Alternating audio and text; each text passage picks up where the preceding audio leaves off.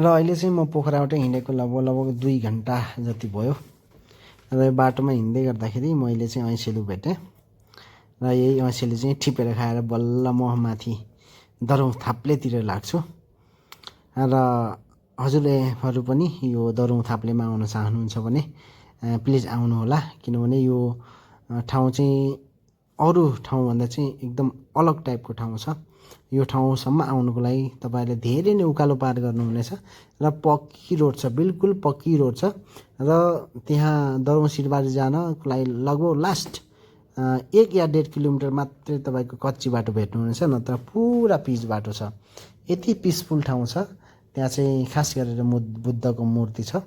र त्यही बुद्धको मूर्ति अनि आसपासको 360 डिग्रीको लगभग भ्यू नै हेर्न तपाईँहरूले जाने हो र आसपासका गाउँहरूको भ्यू हेर्न नै जाने हो तपाईँहरूले यति मजा आउँछ नि यति मजा आउँछ तपाईँहरूले यदि बाइकमा जानुहुन्छ भने यति मजा आउँछ नि यति पिसफुल फिलिङ्स आउँछ नि तपाईँहरूलाई मतलब लाग्छ कि तपाईँ चाहिँ कतै एकदम एक्स्ट्रा अर्डिनरी ठाउँमा घुम्न जानुभएको छ त्यस्तो चाहिँ फिलिङ आउँछ तपाईँहरूले अब बात साथ छोडौँ र अब चाहिँ खाम ऐसेलु ल यसरी खाइन्छ ऐसेलु खोकी पनि लाग्छ तर ऐसेलु चाहिँ खानुपर्छ ल हेर्नु है ऐसेलु हेर्नु ल सबै हे झ्याप्पैवाला कहानीमा खाइदिएँ मैले ऐसेलु मजा आउँछ ऐसेलु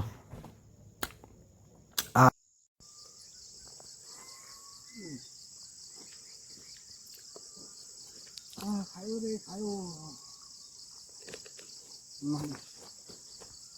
योलाई मैले एकसाथ खान्छ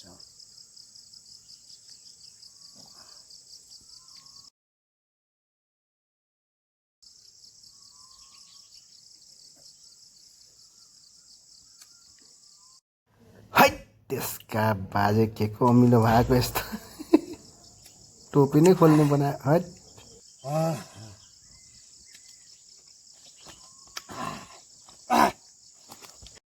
र यो चाहिँ हो मानुभन्ज्याङ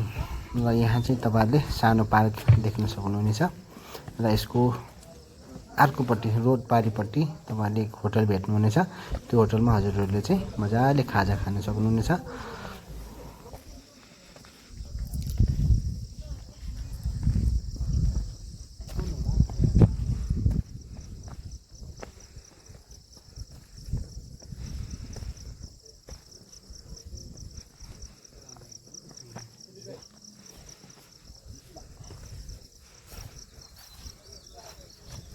यस्तोमा फेरि मलाई यस्तो बस्यो भने क्या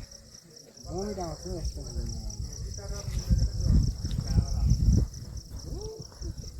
भाइ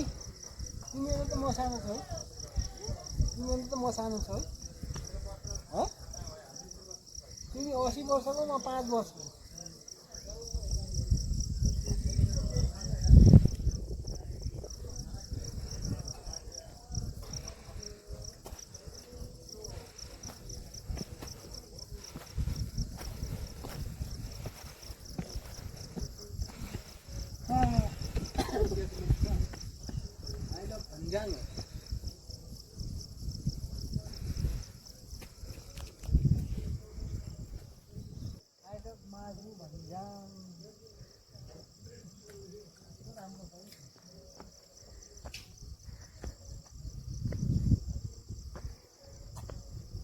माथितिर पनि जाने छ होला यहाँ चाहिँ जङ्गलहरू यता होटल छ होटल च्याप्प तिन पानीसँग मासु चर्याप खान पाउँछ यहाँ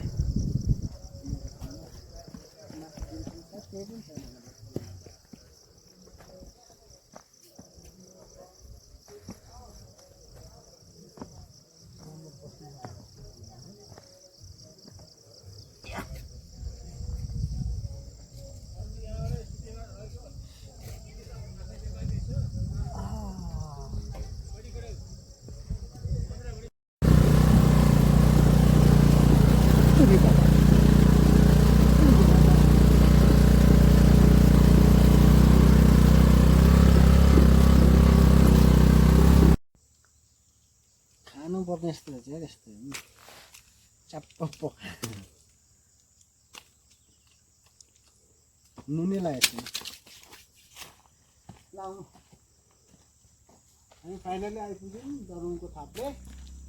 त्यहाँ बुद्धको मूर्ति छ यही हेर्न मात्रै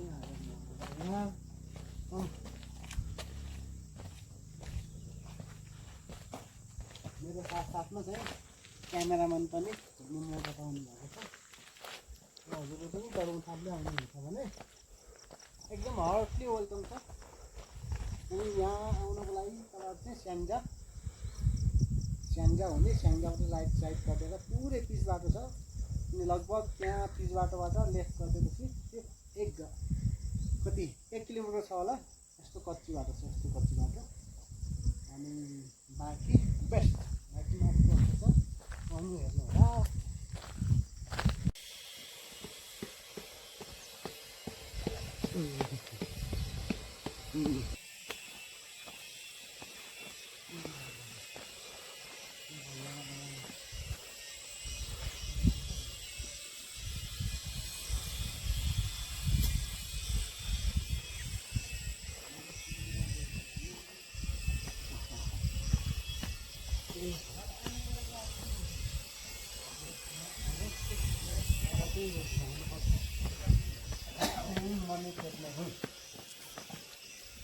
मने घुमाउँदा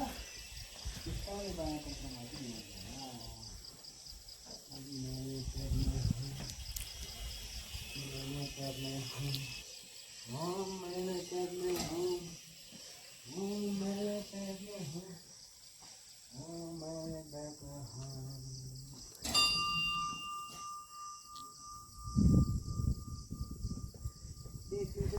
बज्दो रहेछ है कुहिरो पनि लाग्छ कस्तो बताउँ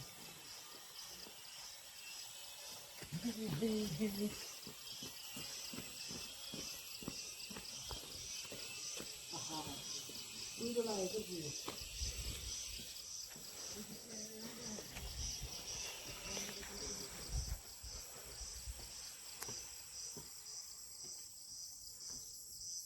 अहिले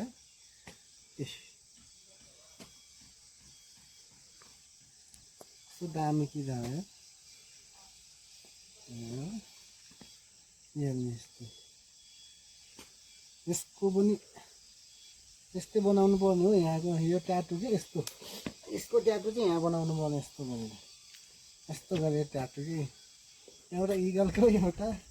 यसको ट्याटु यहाँ बनाउनु पर्ने।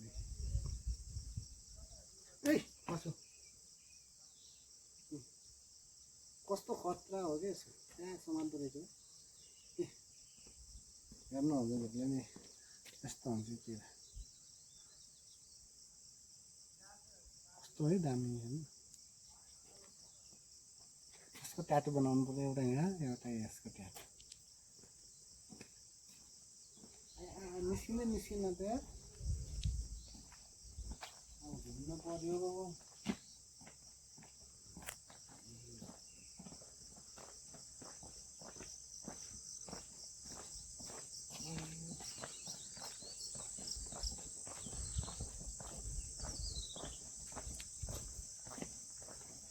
कति लाग्यो होला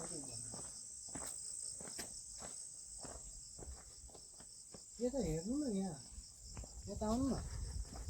हेर्नु त यो किरा के यसको पुरै खाइसकेछ हेर्नु फेरि पनि चलेको हेर्नु त यी हेर्नु चलेको यो किरा ताकि यसको हेर्नु पेट सेर केही छैन पेट सेर केही पनि छैन फेरि पनि चलेको हेर्नु त बिचोरा यहाँ चलेको भाइ यो किरा हेर्नु अहिलेसम्म चल्दै पेटै छैन कमिलाले खाएको के हो।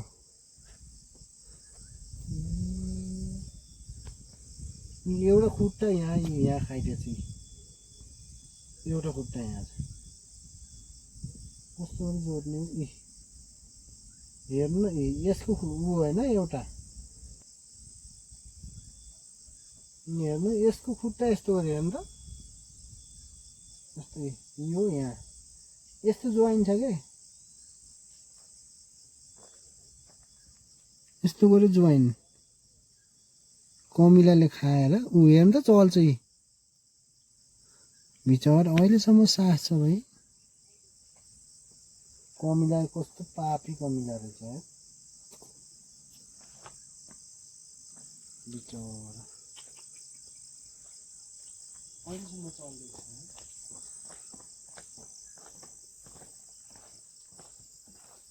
यता फेरि कमिला कि मर्छ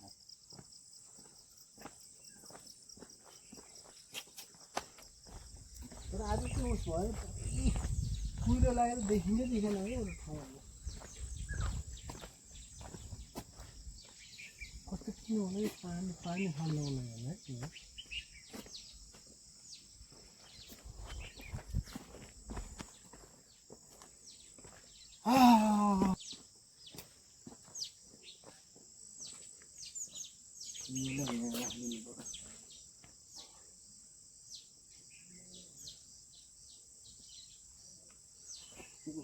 खतरा हो यार यो चिजहरू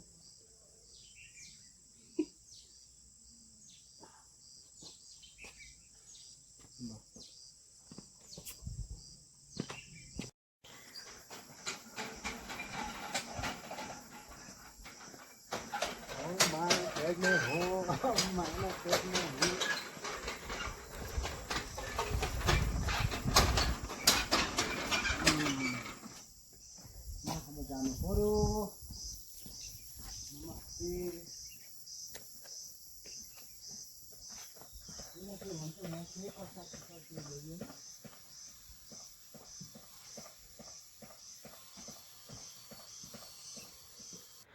र यो भिडियो अन्तिम समयसम्म हेरेर साथ दिनुभएकोमा हजुरहरूलाई धेरै धेरै धन्यवाद छ र अर्को भिडियोमा भेट्ने बाचासहित अहिलेलाई बाई बाई।